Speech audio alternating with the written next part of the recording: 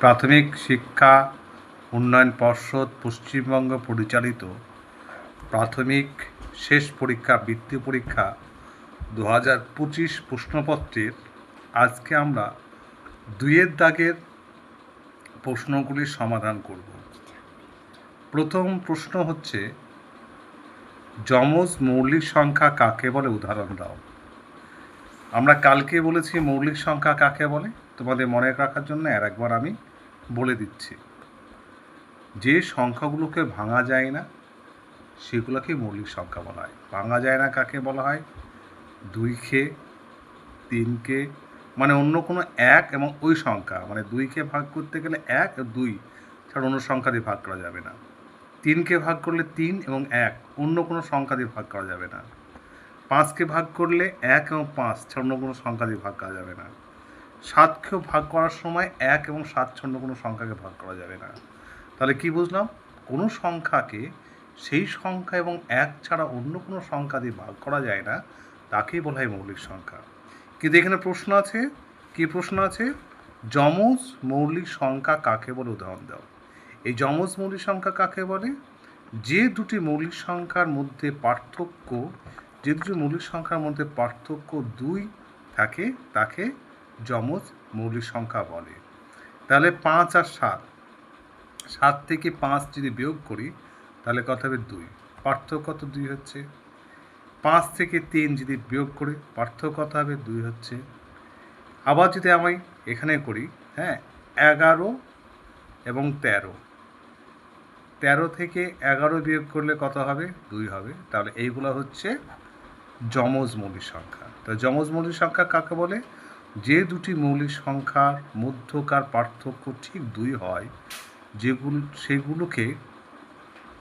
সেগুলোকে যমজ মৌলিক সংখ্যা বলে। পরিষ্কার? আচ্ছা। তারপরে যদি কোনো প্রশ্ন থাকে, কোথাও অসম্পূর্ণ থাকে, অবশ্যই তোমরা আমাকে কমেন্ট বক্সে জানাবে এবং আমাকে হোয়াটসঅ্যাপ নাম্বার দেওয়া থাকবে, হোয়াটসঅ্যাপ নাম্বার অবশ্যই হোয়াটসঅ্যাপ করবে।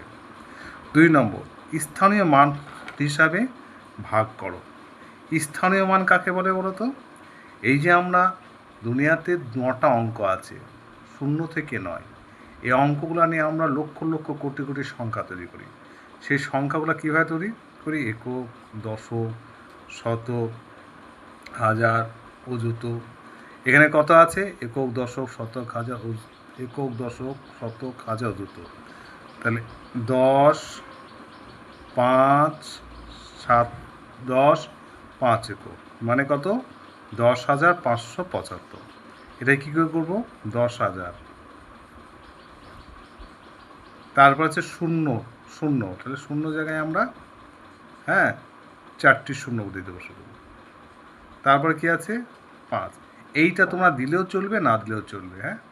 তোমাদের যদি কোথাও কারো বুঝতে অসুবিধা হয় তুমি এটা লিখবে, নাহলে এটা লেখা দরকার না। তারপরে হচ্ছে 500। তারপরে কত? 7, 10, 70। তারপরে কত? 5 একক, 5 স্থানে মানে সাজানো হয়ে গেল। এই জায়গাটা তোমাদের যদি প্রয়োজন হয় তবে লিখবে, না হলে লিখবে না, তোমাদের সুবিধা মতো।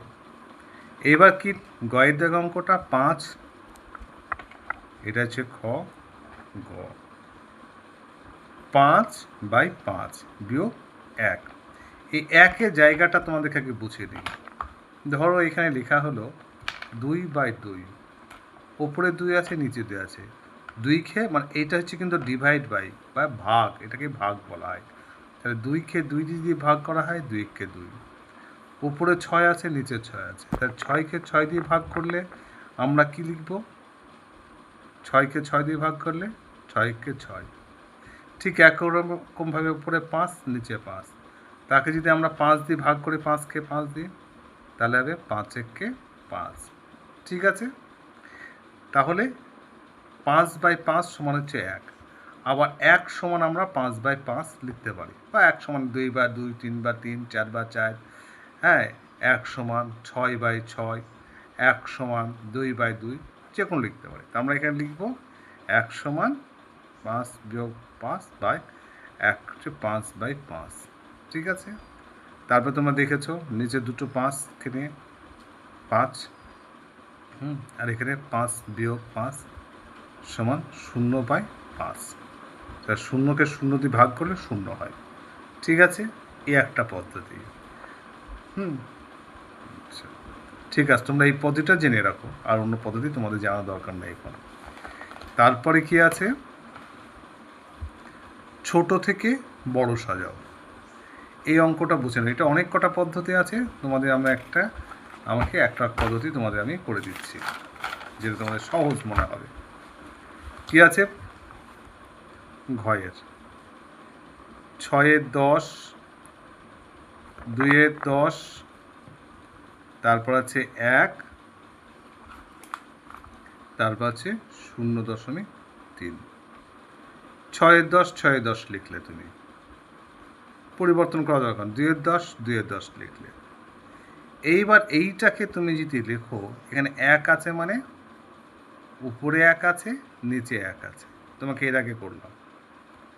এখানে 0.3, গত ভিডিওতে তোমাদের আমি দেখিয়েছি 3, এইখানে একটার সংখ্যা মানে 10 ভাগে 3 ভাগ, 3 দশমাংশ মানে 10 ভাগে 3 ভাগ, মানে যে 10 আছে উপরে 3 আছে।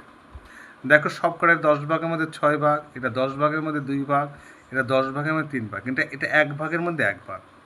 আমাকে যখন ছোটো থেকে বড়ো সাজাবো, তখন সব কটাকে একই রকমভাবে আমাকে তৈরি করতে হবে।